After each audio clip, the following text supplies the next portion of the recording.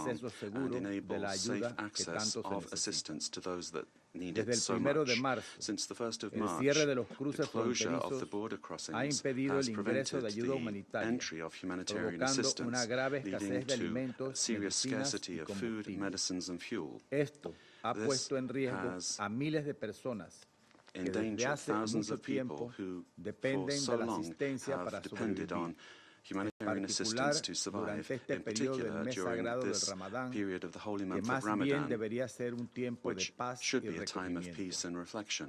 Tal como señala el as Programa Mundial indicated de by the World Alimentos, Food Programme. en los 42 días In de the cese al 42 fuego, days of the se logró ceasefire, it was entregar possible más de to deliver more 40.000 than toneladas métricas 40,000 de metric alimentos en tons Gaza, of food to Gaza, brindando asistencia providing vital vital a assistance to 1.3 1.3 millones de million personas. people.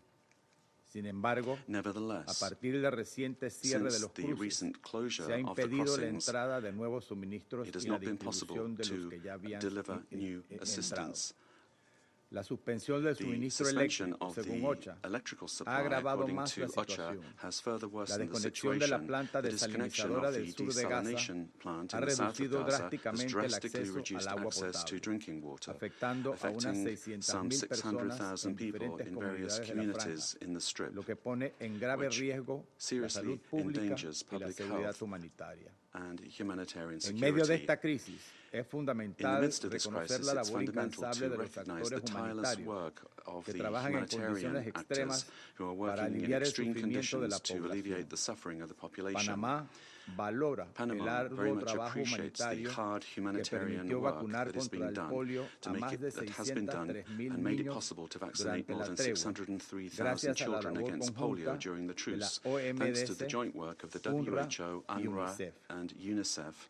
Este esfuerzo This demuestra effort que cuando se demonstrates garantice el acceso that seguro, when safe access es is posible guaranteed, proteger it is la vida possible de to los más protect the vulnerables. lives of the most vulnerable. Por ello, That es is why it is fundamental que se renueven that medidas que measures be faciliten el renewed that ingreso will de suministros de facilitate the forma entry segura of y supplies sostenible. in a safe Señora and Presidente, sustainable manner. Es Madam importante President, it is recordar que esta important to crisis recall that no this es solo el crisis is resultado not de medidas de control y seguridad only the que result of dificultan control el and acceso security humanitario. measures that make it difficult to El provide sufrimiento y la humanitarian destrucción que hoy access. observamos en The Gaza suffering and destruction that we es see in Gaza consecuencia is the directa en direct parte del accionar consequence extremista of de the Hamas y extremist de sus actions inhumanos of ataques del Hamas 7 de octubre and their que inhumane attack on the 7th of desencadenaron October, esta trágica which espiral de unleashed this violencia. tragic spiral of A ello violence. se suma To that, ahora we have to la now add reciente negativa the de current Hamas a refusal cumplir con of los Hamas compromisos to asumidos en meet el the marco del alto al commitments fuego agreed upon in y the a framework liberar of the rehenes ceasefire adicionales, and to lo que ha puesto en release riesgo las additional vidas de hostages. miles de This has civiles endangered inocentes. thousands of Hamas innocent no solo civilian ha sembrado lives. el terror, Hamas has not only sino que sown ha terror, explotado el but it sufrimiento has de la exploited the población suffering gazatí of the population como of moneda de Gaza cambio as a político. political bargaining chip. Panamá ha condenado Panama y has condena esta categorically conducta de condemned, and forma we do condemn this categórica y exige la behavior, liberación and we inmediata e demand the incondicional immediate and de unconditional todos release los of rehenes all que permanecen hostages en that su poder. remain in their power. Señora Presidente, Madam President, por otro lado, ante esta dolorosa on the other realidad, hand, looking at this Panamá painful reality, también subraya Panama would also like que to cualquier stress that solución any sostenible sustainable solution debe estar guiada must por el be respeto guided by irrestricto a la unconditional dignidad humana support for y el human imperativo dignity moral and the de moral proteger a los imperative civiles. of protecting civilians. No debemos We permitir que cannot los allow inocentes continúen innocent pagando people el to precio de continue esta to tragedia. pay the price for this tragedy. Es momento The time has para que come las for partes the actúen con parties to act, sensibilidad humana y con la showing voluntad human política sensitivity and constructiva constructive que political will. resulte necesaria This is para what is evitar needed más in order to sufrimiento avoid y para further salvar suffering más and in order vidas. to save more lives. Cualquier Any iniciativa initiative debe estar must be rooted enraizada in por la empatía más the profunda deepest y la empathy compasión and más the genuina. most No genuine se trata compassion. solo de llevar y It's not just an distribuir issue alimentos of y providing and medicinas. distributing food and Se medicines. trata de hacer los It is esfuerzos que sean extending necesarios a hand para to the efforts alcanzar that are las necessary to sensibilidades más nobles del alma humana que permitan tender una ensure mano that a las personas hand can be para extended aferrarse a la to vida, those that are recuperar clinging la on to life, esperanza y creer que aún restoring es their posible hope un mañana mejor. so that they can believe that a better Panamá tomorrow is valora los possible. esfuerzos diplomáticos Panama appreciates the que se han diplomatic efforts desplegado y underway deben continuar and para that should restaurar el continue alto in al order fuego, to cuya restore the lamentable ceasefire, which interrupción ha agravado aún más unfortunately el was interrupted, and this sufrimiento is de further la worsening the población suffering civil. of the civilian Esos population. esfuerzos These deben efforts reanudarse, must be resumed intensificarse, and para intensified promover la in order continuidad de to los acuerdos ensure que the dieron lugar continuity al of the cese al agreements fuego, that led to the ahora ceasefire, lamentablemente interrumpido, which now hasta unfortunately que se has logre been alcanzar el interrupted. desarrollo de todas sus fases con And éxito.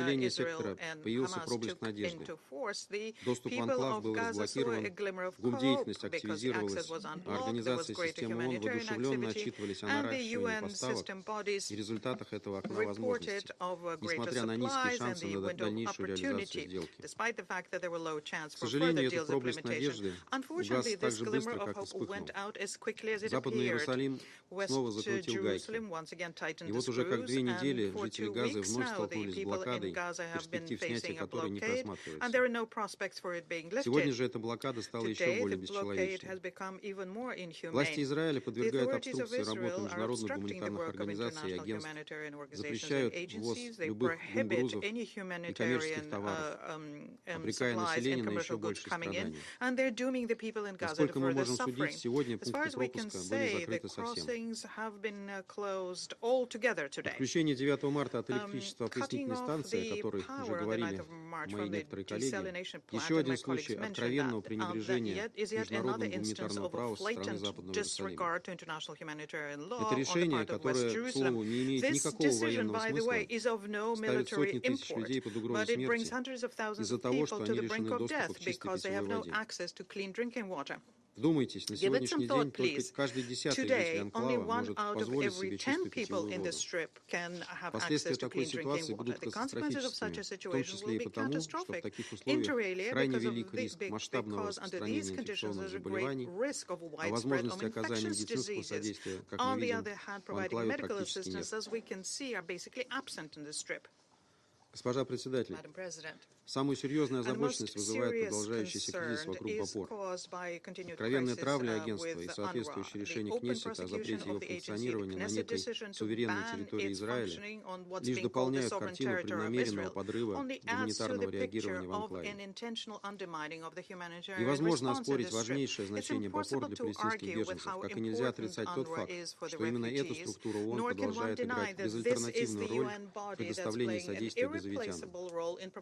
Вновь заявляем о нашей непоколебимой поддержке БОПОР и напоминаем о роли агентства в процессе ближневосточного регулирования, включая решение одной из проблем окончательного статуса палестинских беженцев.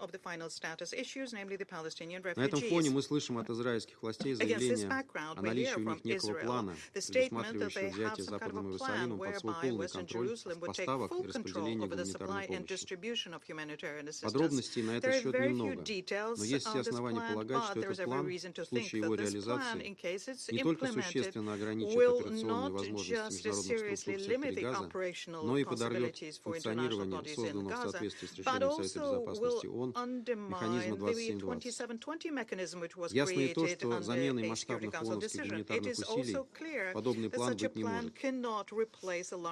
Ситуация еще больше усугубляется тем, что Израиль, как оккупирующая держава, отказывается нести ответственность за обеспечение потребностей населения, находящегося на оккупированной территории.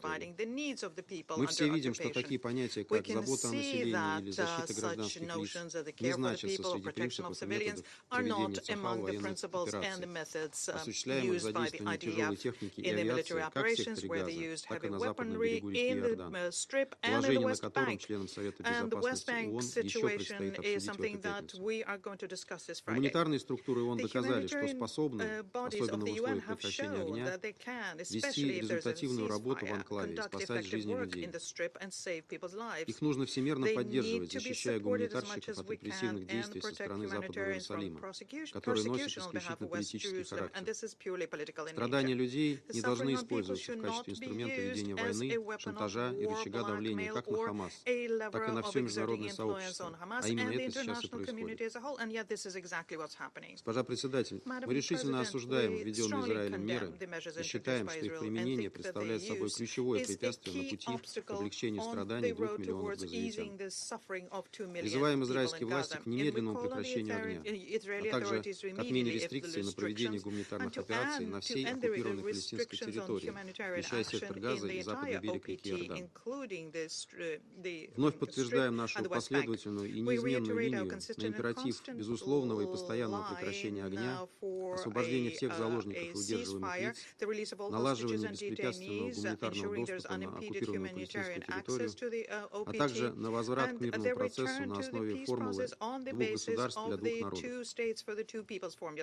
Убеждены, что без справедливого и долгосрочного регулирования, обеспечивающего законные права и чаяния палестинцев на создание собственного государства в границах 1967 года со столицей в Восточном Иерусалиме, порочный круг взаимного насилия и кровопролития на Ближнем Востоке не разорвать. Благодарю за внимание. I thank the representative of the Russian Federation for the statement, and I give the floor to the representative of Slovenia. Thank you, Madam President. I would also like to thank Under-Secretary General Fletcher for his briefing. I also want to thank him for his efforts, and I want to thank and recognize sacrifices made by the humanitarian workers in Gaza and the region. You are doing everything you can. I would like to make 4 points. First, in conflicts, we as Slovenia don't take sides. We stand with peace, protection of civilians, and international law. We entered the Security Council with an idealistic aim of helping extending the zones of peace, protecting civilians, and promoting respect for the international law. And yet it seems so difficult to work for peace. It seems so difficult for warring parties to surrender to peace. Today, Israel resumed hostilities, setting in motion a new wave of strikes and evacuation orders. Hundreds of Palestinians were killed just today, and 2 million of them are facing a new cycle of hardship, destruction, and relentless fear. We condemn these attacks, and we call on Israel to stop them immediately. Second, Slovenia has been supporting calls for the ceasefire time and again, and we continue calling on the parties to return to the agreement made with the support of mediators and guarantors, the United States, Qatar, and Egypt, in line with the Council Resolution 2735. 6 weeks of ceasefire has offered a much-needed relief to the people in Gaza and to the people of Israel, finally reuniting them with hostages. The Council should now be focusing on discussing the plans of rebuilding of basic infrastructure and reconstruction, in line with the vision provided by our Arab partners. This should be the time we launch a process leading to two-state solutions. Instead, we are back to pleading for sparing lives of civilians, Palestinians, and hostages, and for allowing food and water deliveries to Gaza. This is wrong in so many levels. Humanitarian aid and access to basic goods and services, including electricity, cannot be politicized. International law is clear, and it must be respected. Crossings to Gaza must be opened. Aid must flow in, and humanitarian operations must run unimpeded. Third, we want to express our extreme concern over the information of plans related to humanitarian space, humanitarian bubbles, or whatever euphemism one likes. We also underline our strong rejection of any plans for a settlement of Palestinians. Fourth, it is roughly a year from the ICJ binding order on provisional measures focused on humanitarian aid, famine, and starvation in the case brought forward by South Africa. It is unacceptable that our conversations are still the same and that Council resolutions and ICJ orders are disregarded. Madam President, to conclude and to summarize, the resumed killing and destructions must end. Aid is not negotiable. It should not be weaponized. We denounce these actions, just as we denounce hostage-taking by Hamas. In Gaza, both Palestinians and hostages are being sacrificed. This vile war should not continue being fought on the shoulders of civilians. This is not only tragic for Palestinians and hostages in Gaza, but also for the credibility and relevance of the Security Council as the body responsible for maintenance of international peace and security. Thank you. I thank the representative of Slovenia for the statement, and I give the floor to the representative of the United Kingdom. Thank you, President. And thank you, USG Fletcher, for your sobering briefing. I also want to thank Algeria and Somalia for calling this meeting, an initiative which the UK fully supports, considering the alarming humanitarian situation. President, this meeting comes at a critical moment. As my Foreign Secretary has said, the civilian casualties from Israeli strikes overnight are appalling. I want to be clear. A return to fighting will only result in the deaths of more Palestinian civilians, Israeli hostages, and IDF soldiers. This conflict cannot be resolved through military means. We want to see the ceasefire re-established as soon as possible. The humanitarian situation in Gaza was already catastrophic. After 17 days, Israel continues to block all aid entering Gaza. Crossing points have been shut off. Bakeries are closing. Hospitals and desalination plants are running on generators that could stop at any moment. This is horrifying and unacceptable. Humanitarian aid should never be used as a political tool. We are calling for the following urgent steps to bring this terrifying situation back from the brink. First, we call for the protection of civilians and for safe, rapid, unimpeded humanitarian access.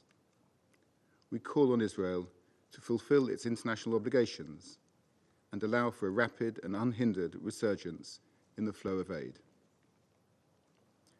This includes the supply of items such as medical equipment, shelter items, and water and sanitation equipment, essential to meet humanitarian and early recovery needs in Gaza, but which remain restricted.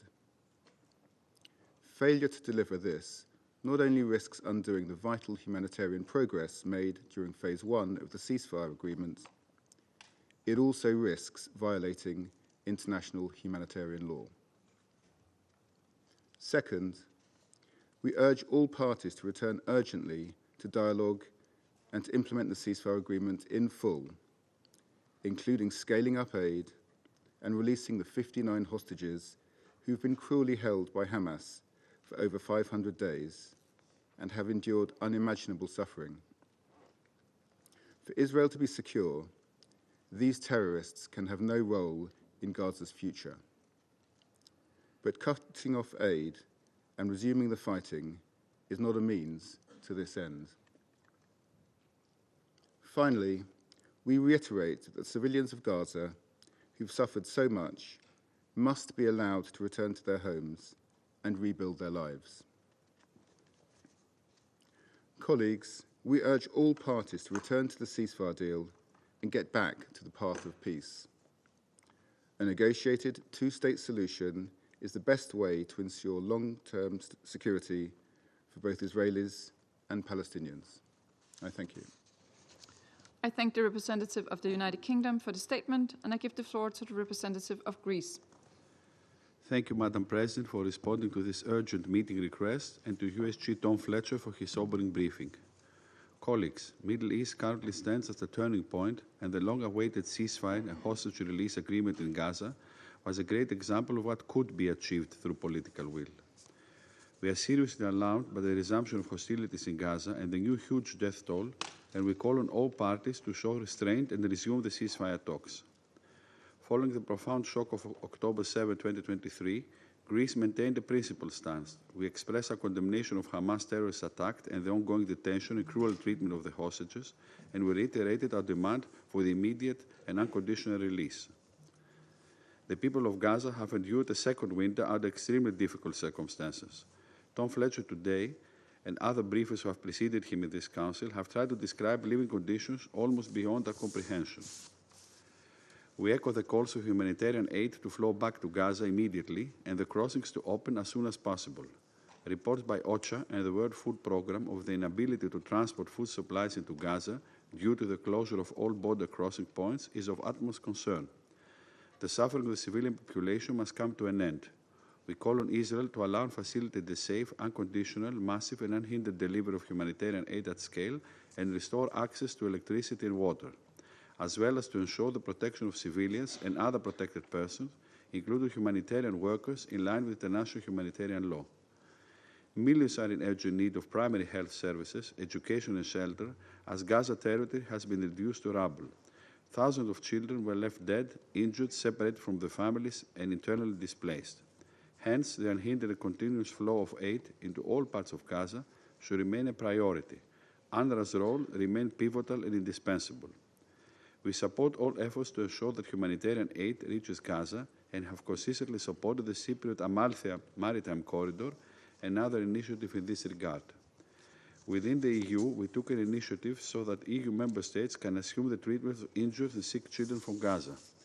In this context, we welcome 10 children and their families from Gaza who are currently receiving treatment in Greek hospitals. OCHA warnings of increased settler violence across the West Bank is also alarming, as is the displacement of people, the unfolding security situation in Jenin following the intensification of operations and terrorist attacks in the West Bank. Madam President, we need a permanent ceasefire that can pave the way for the release of all remaining hostages and for the reconstruction of Gaza. In this vein, we welcome regional efforts to cohere and out the single plan for the next phase in Gaza, and we stand ready to support and develop these ideas further. The Arab plan put forth by Egypt is a constructive proposal on the table. We are clear that any plan must not have no role for Hamas, must ensure Israel's security, must not displace Palestinians from Gaza. Any scenario of displacements would jeopardize regional stability and security, and it would undermine the prospect of achieving the two-state solution. Reconstruction efforts should also include governance and security arrangements, while ensuring the leading role of an empowered and informed Palestinian Authority in this process, capable of exerting effective governance over the West Bank and Gaza. It should also be ensured that Hamas will be excluded for any planning on the day after in Gaza, and that it will never pose a threat to Israel's security.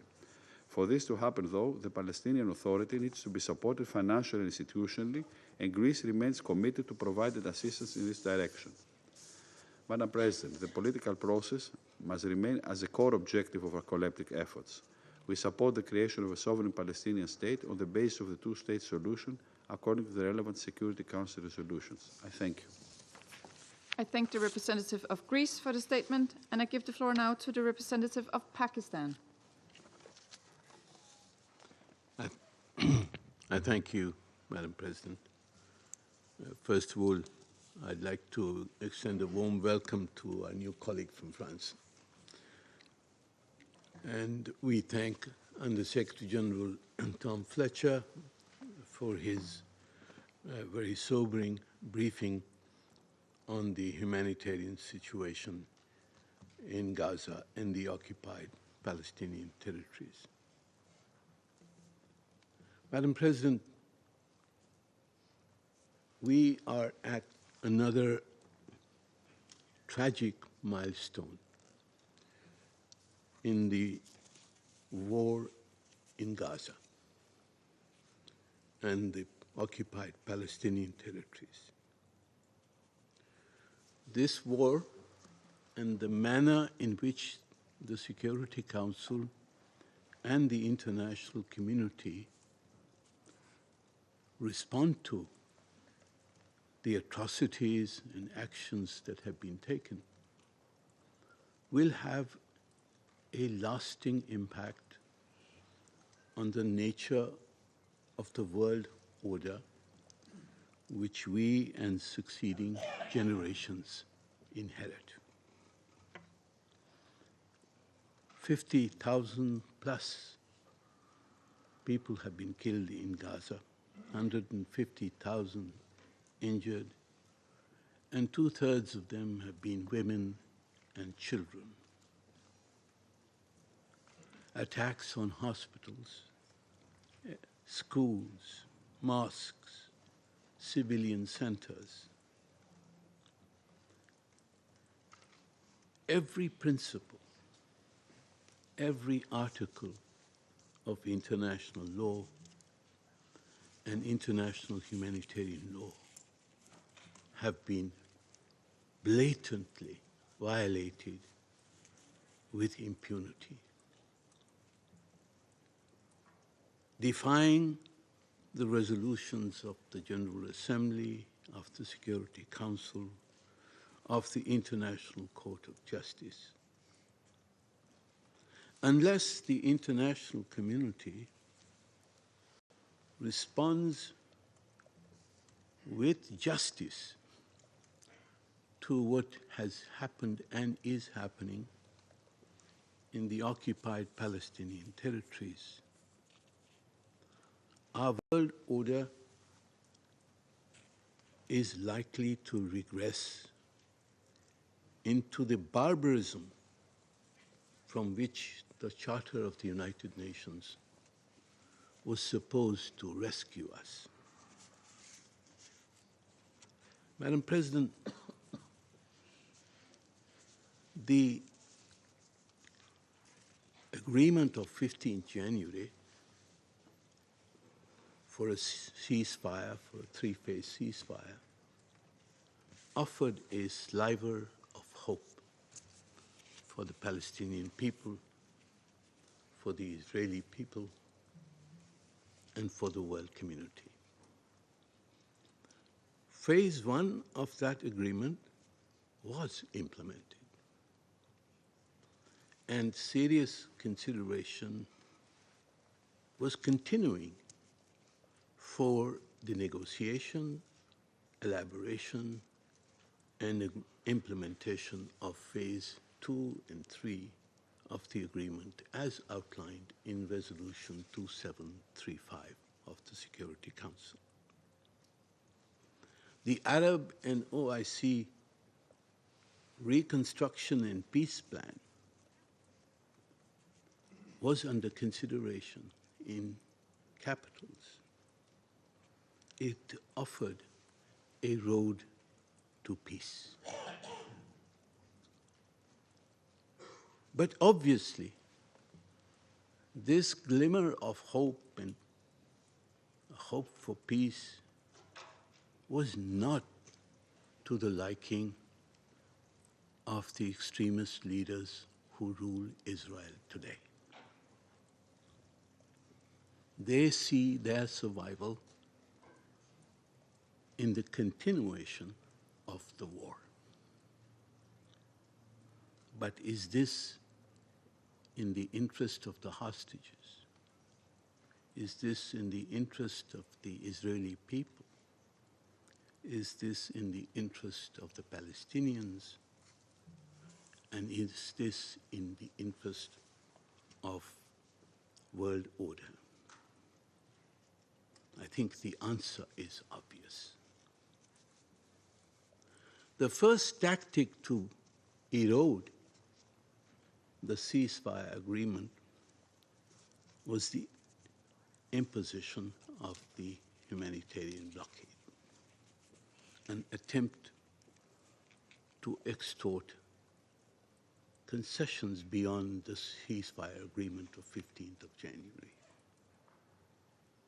Blocking trucks, cutting off electricity and water, restricting NGOs, preventing access for Muslims to access the holy Al-Aqsa Mosque during the holy month of Ramadan. These are all tactics of the oppressor. And now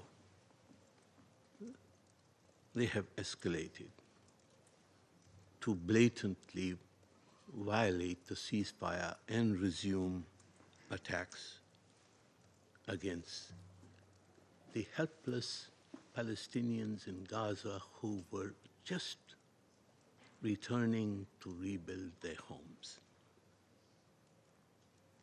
400, mostly men, mostly women and children were killed just last night. And if this bombing and artillery attacks continue, hundreds more may be dying as we speak.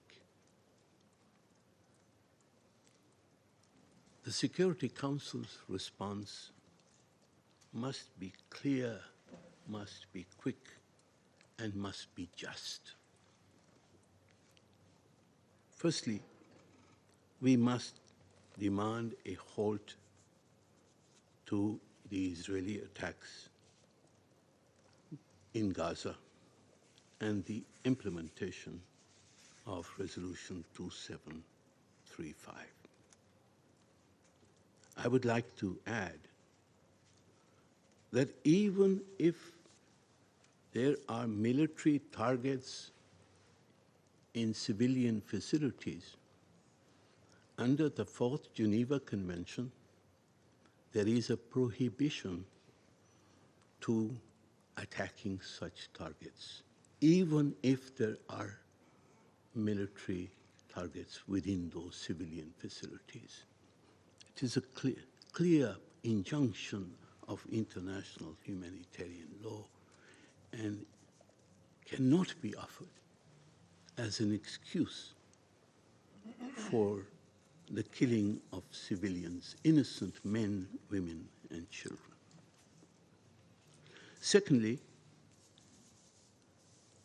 we hope and ask that the negotiations on Phase 2 and Phase 3 of the ceasefire agreement reflected in Resolution 2735 must be resumed. We call for full implementation of all phases of the Gaza ceasefire agreement, including permanent and comprehensive cessation of Israeli hostilities, return of displaced persons to their homes, withdrawal of Israeli forces, opening all crossings, adequate humanitarian access to all parts of the Gaza Strip, and a comprehensive reconstruction plan for Gaza. 3, humanitarian assistance must be immediately resumed, and the restrictions that have been imposed must be lifted. According to Amnesty International, Israel's, and I quote, Israel's decision to block humanitarian aid to Gaza is a war crime and amounts to collective punishment of the civilian population. It's a continuation of the policy to impose on Palestinians conditions of life calculated to bring about their physical destruction. This is genocide, unquote. Madam President, we demand that adequate funding should be provided for coordinated efforts that are crucial to enable OCHA's 2025 flash appeal for the occupied Palestinian territories to be funded. Donor contributions today are only 173 million of a 4 billion that is required. And UNRWA's unparalleled capacity to deliver emergency, shelter, food, and medical assistance is irreplaceable and must be allowed to operate without obstruction. Fourthly, Madam President, the Israeli aggression in the West Bank must end. Forced displacements, illegal land annexations, and settler violence must be reversed in accordance with Security Council Resolutions 2720 and 2334. Finally, Madam President, we must ensure the revival of a credible and irreversible political process towards a two-state solution and the establishment of an independent, sovereign Palestinian state within the pre-67 borders with Al-Quds al-Sharif as its capital. This is the only viable path to durable peace. The upcoming June conference, co-chaired by France and Saudi Arabia, is an important opportunity for the peaceful resolution of the Palestinian question and the implementation of the two-state solution. But, Madam President, to realize the possibility of peace, Israel's aggression, its attacks, and its slaughter of the Palestinians must stop. I thank you. I thank the representative of Pakistan for the statement, and I give the floor now to the representative of the Republic of Korea. Thank you, Madam President. I also thank USG Tom Fletcher for his detailed briefing on the dismal humanitarian situation in Gaza. Madam President, we are gravely alarmed by Israel's renewed offensive in Gaza, causing hundreds of fatalities, including scores of children today alone. We are also seriously concerned over the precarious fate of the hard-won agreement for ceasefire and release of hostages, as well as the quickly deteriorating humanitarian situation in Gaza. As repeatedly stressed by the members of the Security Council, it is clearly Israel's illegal obligation under international humanitarian law to allow and facilitate the rapid and unimpeded passage of humanitarian relief for civilians in need, including 1 million children. Hostage taking by Hamas is unacceptable under any circumstances. It must be condemned by all members of the Council. And we repeat our demand that all hostages be released immediately and unconditionally. However, Hamas' refusal to carry out its obligation does not justify blocking humanitarian aid or using it as a bargaining chip, which is unacceptable and strictly prohibited under international law. Neither does it justify the resumption of an intensive military offensive, causing massive civilian casualties. We take note of the horrifying remarks by USG Tom Fletcher during his press briefing last Wednesday, sharing what he witnessed in Gaza in January. And I quote, "I said to my colleagues, why are the dogs so fast? Why are the dogs so fed?" And he said, "Because the dogs are looking for curbs." And you notice that the people are thin for miles and miles and miles, unquote. During the implementation of the first phase of the ceasefire agreement, we witnessed the crucial impact of political will in easing the immense suffering of Palestinian civilians in Gaza. However, once again today, we are seeing and feeling with shock and concern a grim sense of déjà vu in relation to the unfathomable sufferings, insecurity, destruction, and hunger that has haunted civilians in Gaza for more than a year.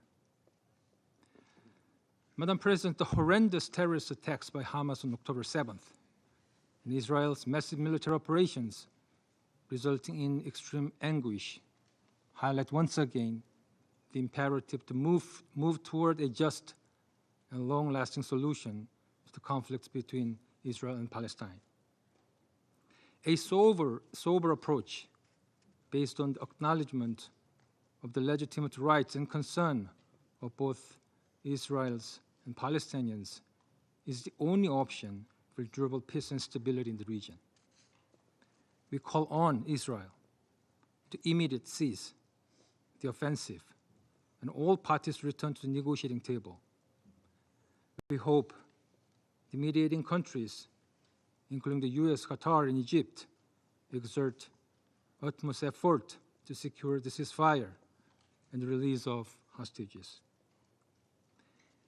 We believe that all phases of the ceasefire agreement endorsed by the Council through Resolution 2735 should be implemented in full, leading to the release of all hostages, a permanent end of hostilities and the swift beginning of reconstruction based on international law. I thank you, Madam President. I thank the representative of the Republic of Korea for the statement, and I give the floor now to the representative of China. Thank you, President. I thank Algeria and Somalia for calling today's meeting, and thank USG Fletcher for the briefing. I also welcome the new PR of France. With the implementation of the ceasefire on January 19, people in Gaza had a long-awaited respite, and humanitarian disaster was relieved to some extent. However, as the first phase of the ceasefire expired on March 1st, the ceasefire agreement failed to enter the second phase. In spite of the strong calls from the international community to extend the Gaza ceasefire, and the strong desire of the Gaza population for the resumption of peace and tranquility, the situation has moved in opposite direction. On March 2nd, Israel announced the decision to halt the entry of humanitarian aid to Gaza. On March 9th, it cut off the supply of power to Gaza. Just yesterday, Israel launched large-scale airstrikes on Gaza, causing hundreds of civilian casualties. China regrets the harm done to the hard-won ceasefire and is gravely concerned about Israel's resumption of hostilities in Gaza. We strongly condemn this. We strongly urge the abandonment of the force logic of supremacy of force. Military means is not the way to solve the Palestine-Israel question. The stark contrast between 15 months of bloody conflict and 42 days of ceasefire clearly shows that indiscriminate use of force is not the right way to bring back hostages, and may even put them at greater risks. China urges Israel to renounce its obsession with the use of force, immediately cease military operations in Gaza, and stop the collective punishment of the Gazan civilians. We strongly demand a permanent ceasefire in Gaza. The ceasefire agreement was reached. As such, it should be fully and seriously implemented in good faith, and no attempt should be made to alter or undermine it midway. China calls on the parties to implement the ceasefire agreement fully and continuously, and expects the ceasefire guarantors to adopt a fair and responsible approach to facilitate the continuous implementation of the three-phase agreement and ensure the realization of a permanent ceasefire in Gaza.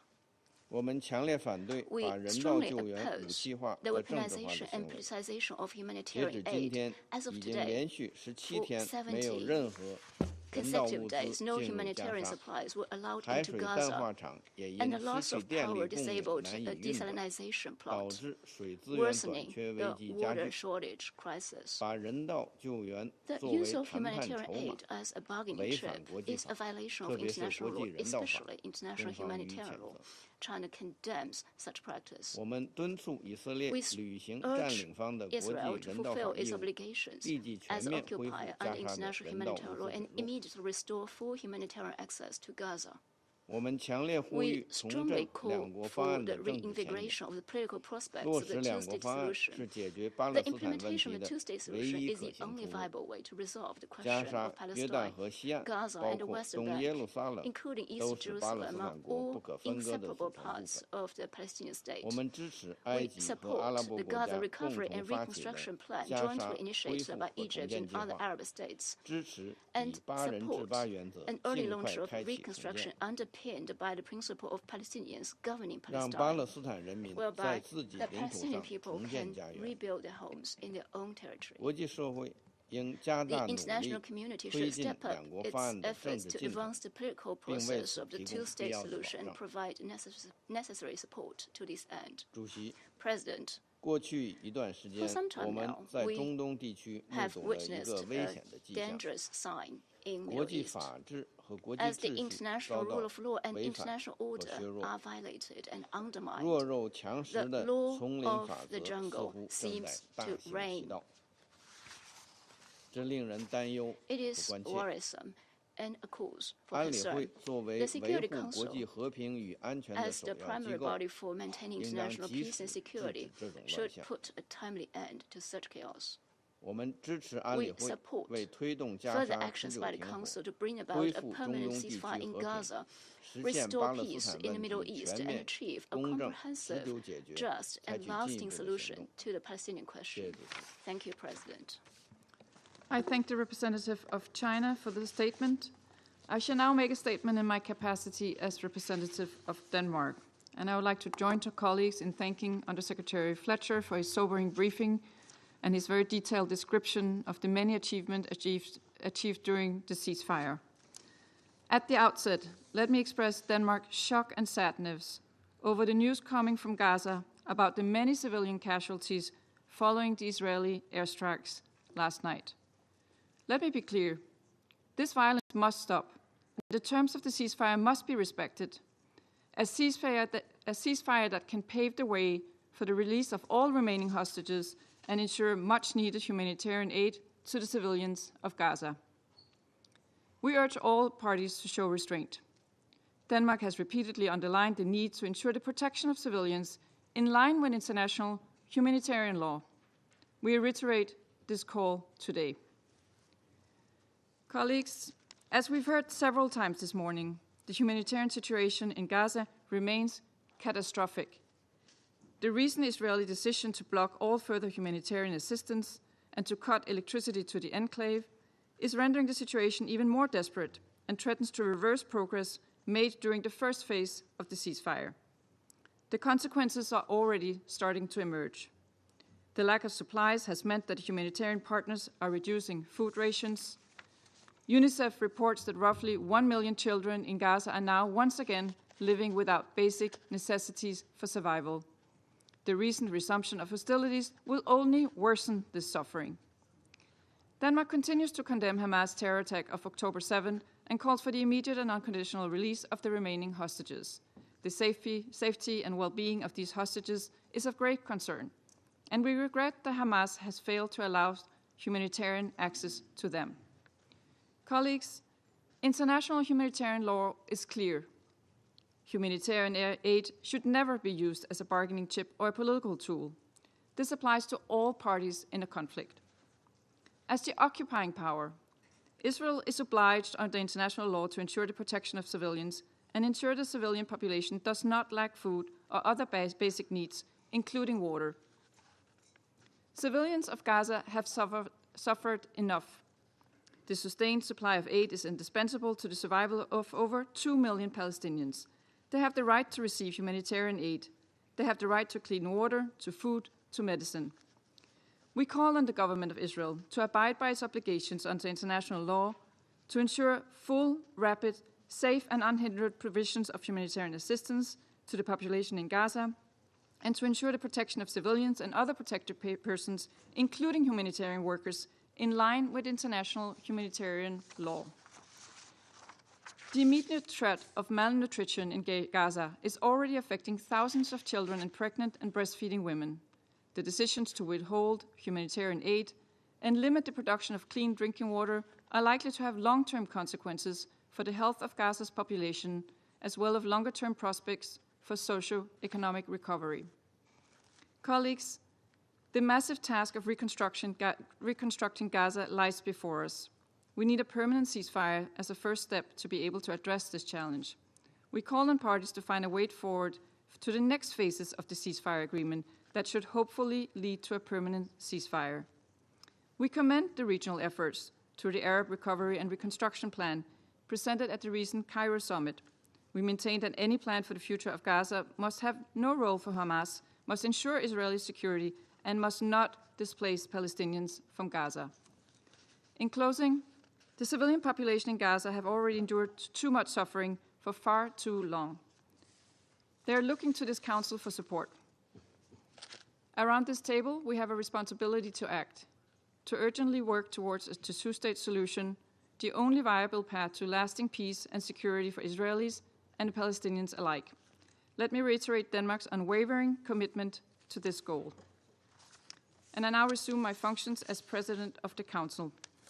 I give the floor to the permanent observer of the Observer State of Palestine.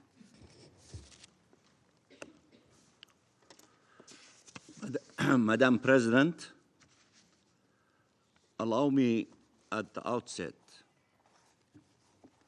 to thank you for the convening of this urgent meeting at this critical time, and to thank Algeria and Somalia for requesting it on behalf of the Arab group, as well as China, France, Guyana, Pakistan, Slovenia, and the United Kingdom for their support to this request. Allow me also to thank Under-Secretary General Tom Fletcher, who has recently visited Gaza and the region, for his relentless efforts and for his sobering and alarming briefing. Madam President, this meeting was originally requested to discuss Israel's weaponization of humanitarian aid for collective punishment purposes, with Israeli leaders confessing to it publicly. They're not denying it or claiming, as they have done in the past, that hundreds and sometimes thousands of truckloads of humanitarian aid is in Gaza Strip. This time now, they made the decision to weaponize it, to use it, to stop it publicly. They're not denying it. No longer feeling the need to even keep up pretenses.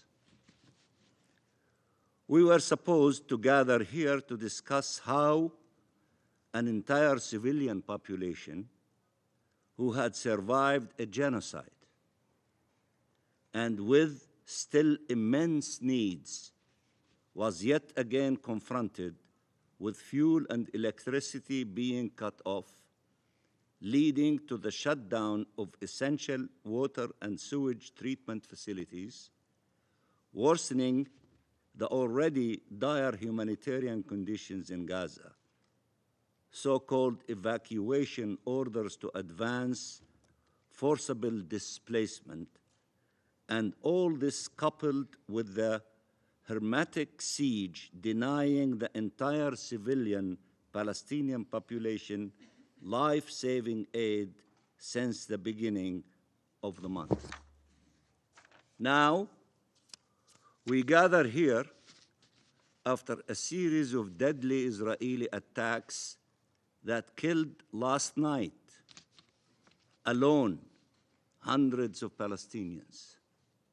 Current reports indicating over 400 killed and nearly 600 injured in the span of few hours during the night last night, reminiscent of the criminal bombardments our people endured for over 15 months. The same images are back to haunt us. Small children on Garnia's little siblings, injured and disoriented, trying to comfort and reassure each other. Entire families killed, children, mothers, fathers, searching for their loved ones under the rubble, not knowing if they are dead or alive. Bombardments, death, devastation, fire, and fear are yet again spreading throughout the Gaza Strip. And this is all happening during the Muslim holy month of Ramadan, 1 year after the councils chose this same period, given its significance, to call for the first time for a ceasefire to halt the genocide and stem unimaginable human suffering. In our tradition, nobody would fight during the month of Ramadan. This is from the beginning of time. But yet, the criminals, cruel, selfish leaders of the government of Israel, of the occupying authorities, do these things in spite of traditions and respect for religion and humanity. Madam President, Palestinians are being killed indiscriminately, are being denied humanitarian aid indiscriminately, are being maimed and detained indiscriminately. We condemn these crimes in the strongest possible terms. This can never be justified and must stop immediately. Must stop immediately. And I agree with you, Madam President, when you said that you have a responsibility around the table to act. You are the Security Council. Act. Stop this criminal action. Stop them from denying our people food in the month of Ramadan and water and the hospitals to operate. Act. You have resolutions. Act. You have power. Act. Or, as my friend, the ambassador of Slovenia said, you become irrelevant. Act according to the power given to you by the Charter of the United Nations. Madam President, ceasefire works. It is the only thing that does. It stopped the bloodshed. It allowed the entry of humanitarian aid Israel had long denied. It allowed the release of hostages and prisoners.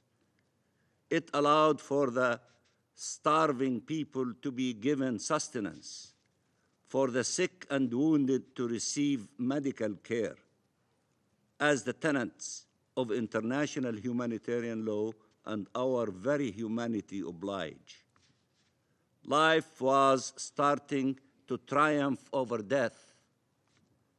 Our collective role is to ensure life prevails, and that requires ensuring the full and effective implementation of Resolution 2735.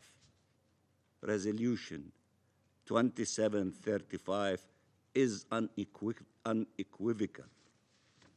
It clearly spells out the terms of each phase and the obligations of each side. It also clearly states in relations to Phase 2, which includes release of hostages and full withdrawal of Israeli occupation forces from Gaza, that the ceasefire will continue as long as negotiations continue. And negotiations will keep going until all the agreements are reached and Phase 2 is able to begin. There should not be unilateral, self-serving, and irresponsible decisions to execute breaking the ceasefire. While the Trump administration has prioritized the release of hostages, it is evident that Netanyahu's concern for his political selfish survival far outweighs his concern for the survival of the hostages. Madam President, the resolution is also clear in rejecting any attempt at demographic or territorial change in the Gaza Strip, including any actions that reduce the territory of Gaza, a goal Israel continues to pursue as mass forcible displacement and annexation remain its primary aims throughout the occupied Palestinian territory. The resolution also reiterates the Council's unwavering commitment to the vision of the two-state solution where two democratic states, Israel and Palestine, live side by side in peace within secure and recognized borders, consistent with international law and relevant UN resolutions, and stresses the importance of unifying the Gaza Strip with the West Bank under the Palestinian Authority. This is the only way forward. This is the only way forward. Sustaining the ceasefire, implementing it in full, and transforming it into a clear and immediate pathway to Palestinian independence and ceasefire for all. Act now. You can act, not to allow the ceasefire to be broken, not to allow the starvation of the Palestinian people. Act now.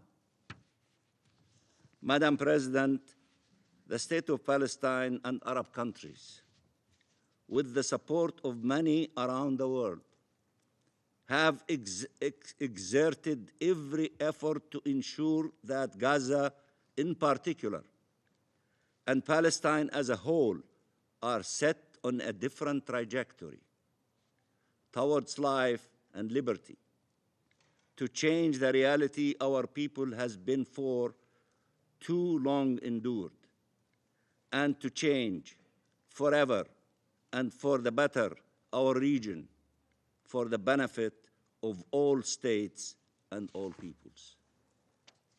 A clear vision accompanied with a solid plan was endorsed by the Arab Summit and supported by the OIC ministerial meeting and has been welcomed worldwide, and many of you in your statements referred to your support to what was adopted in the Arab Summit conference. A small ray of hope was appearing on the dawn of the possibility of changing the tragedy in the Middle East to something that is different and promising. And perhaps that's why the criminal extremist leaders of Israel who do not want to allow this ray of possibility to flourish, they did what they did last night in order to destroy the efforts of all of us to open the door of peace. They are trying to close that door and to open the door of war and destruction and killing people. These efforts should be supported. The efforts of the Arabs, the OIC, and all of you that you've referred to should be supported, not compromised and sabotaged. They offer the only viable path away from conflict and towards peace. They have transformative power. Allow them to flourish.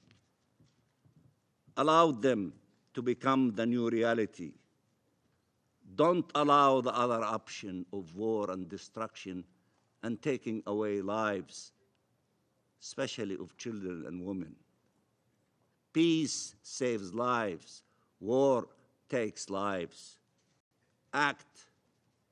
Choose peace. We, Palestine and Arab countries, are acting responsibly and with resolve to end this conflict once and for all. We are acting responsibly and with resolve to end this conflict once and for all. We will spare no effort, and we need all the help we can get. Help us. Act We want peace. We have a plan. We have an alternative. We have options. It is crystal clear. Help us. Act with us to make peace is the option of the world, and make war not acceptable and need to be stopped, and ceasefire to prevail.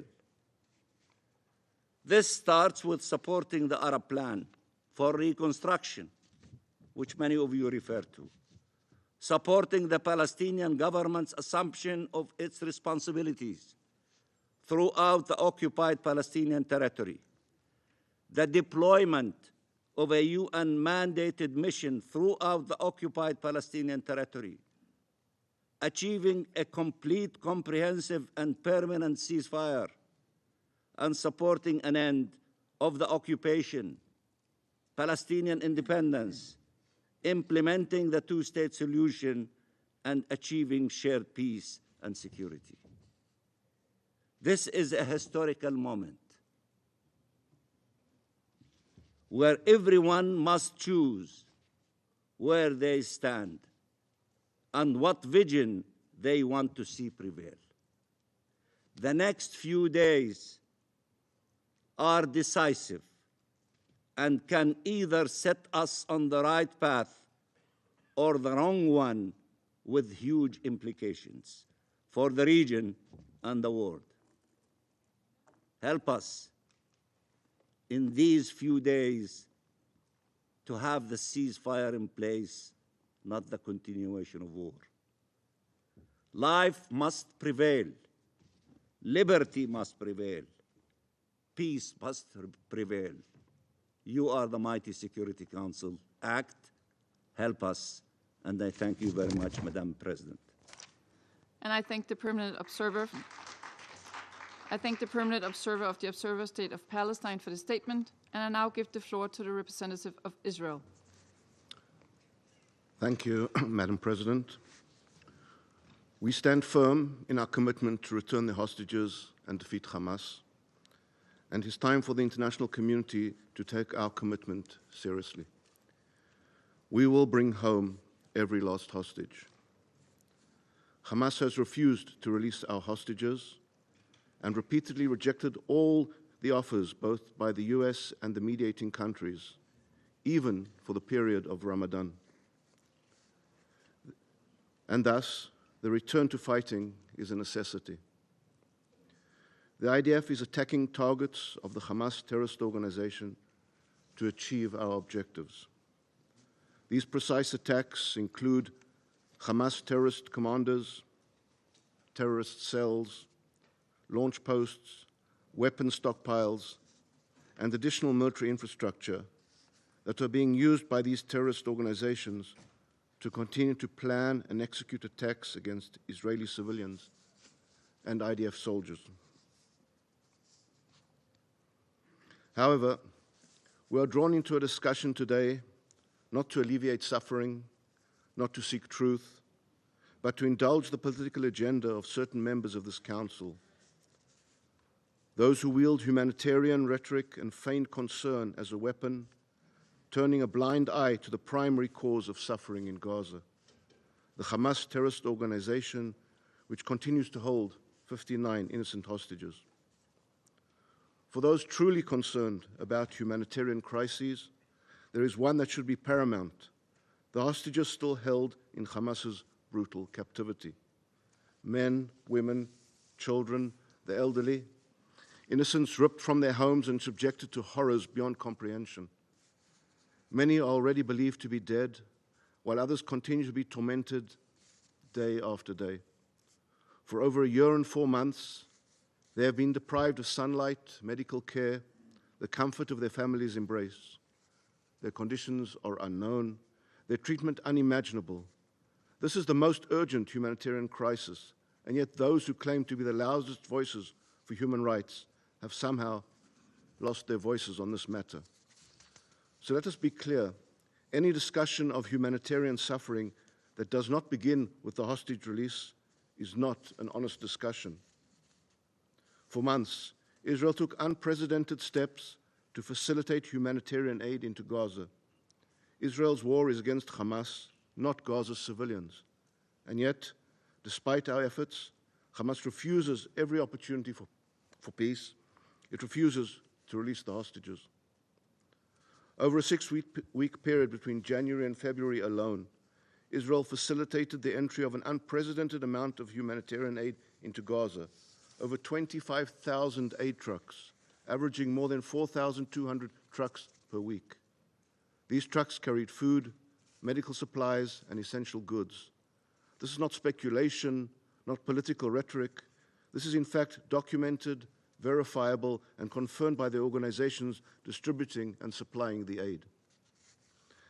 In addition to the thousands of aid trucks, bakeries are operational across Gaza, producing millions of loaves of bread daily. In northern Gaza alone, increased fuel deliveries resulted in a 40% increase in bakery output. The slander that the people of Gaza are currently starving is quite simply untrue. Fuel and gas deliveries also continued over this period. Nearly 1,000 fuel tankers entered Gaza, including 275 to the north. Claims that the electricity cutoff has plunged Gaza into humanitarian collapse are greatly exaggerated, particularly regarding water infrastructure. Water pipes and sewage repair materials were sent to northern Gaza, ensuring that infrastructure remains functional. During the same 6-week period, over 840,000 tents were delivered. This was a massive logistical undertaking supported by international partners and facilitated by Israel. Madam President, let us be very clear. If there is suffering in Gaza, it is not because of a lack of aid.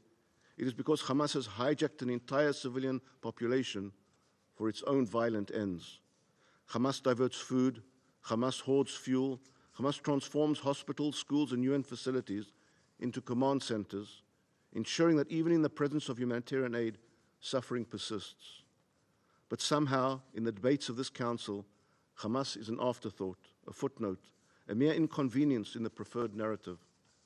And so, instead of asking why Hamas continues to prolong this war, instead of asking why Hamas rejected a ceasefire extension that would have freed civilians from suffering, instead of asking why Hamas holds hostages in horrific conditions, instead of asking these questions, certain members choose instead to malign Israel, the only party in this conflict undertaking their humanitarian obligations and taking steps to meet them.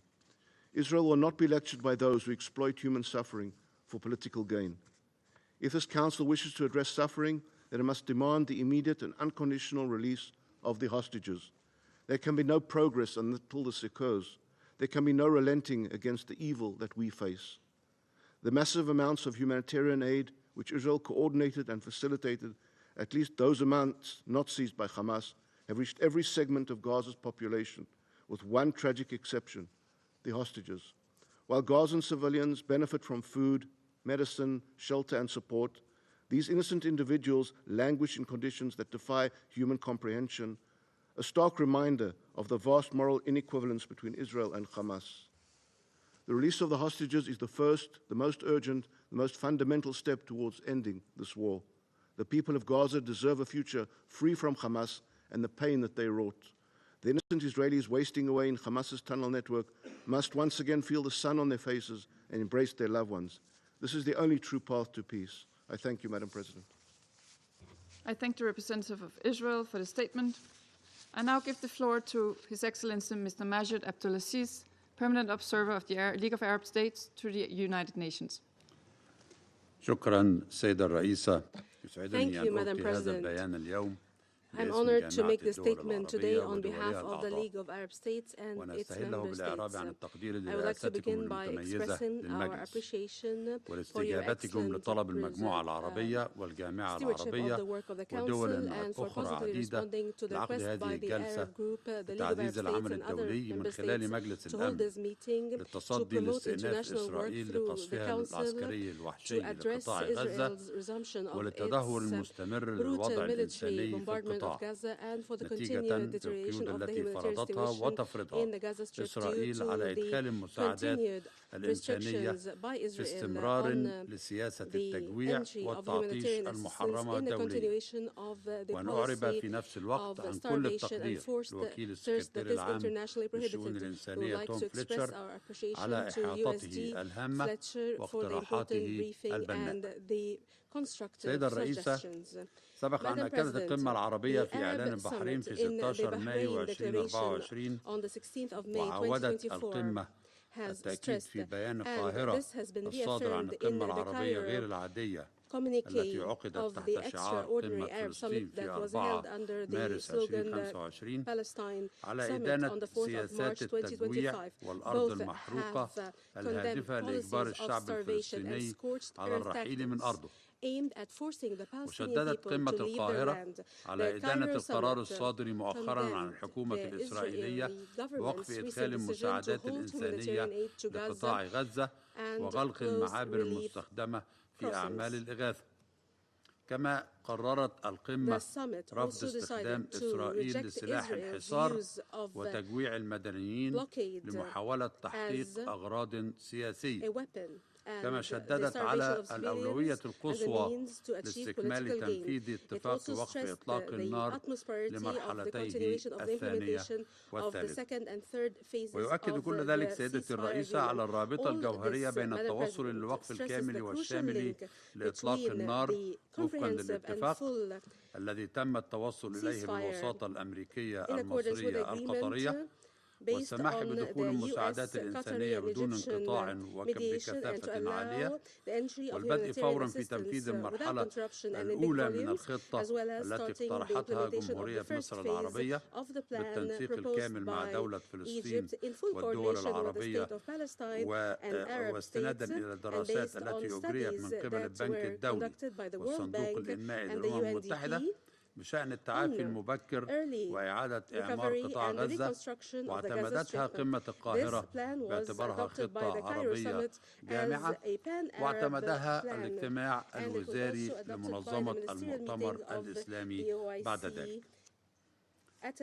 فبعد أن قتلت الحرب الإسرائيلية على غزة والتي استمرت لأكثر من 470 يوما أكثر من 48,000 فلسطيني، منهم ما يقرب من 18,000 من الأطفال و13,000 من النساء، وخلفت تدميرا شبه كاملا للمنشآت الصحية والتعليمية والبنية التحتية وكل مقومات الحياة في غزة. فلا شك أن استئناف القصف العسكري الوحشي المكثف لقطاع غزة واستشهاد أكثر من 400 فلسطيني في غزة أمس فقط وتكثيف إسرائيل من تنفيذ سياسة التجويع والحصار على قطاع غزة، والتي تمثل آخرها بقرار وزارة الطاقة الإسرائيلية بقطع التيار الكهربائي على المنشآت الحيوية بالقطاع، بما في ذلك محطات تحلية المياه الرئيسية، الذي أضاف التعطيش إلى التجويع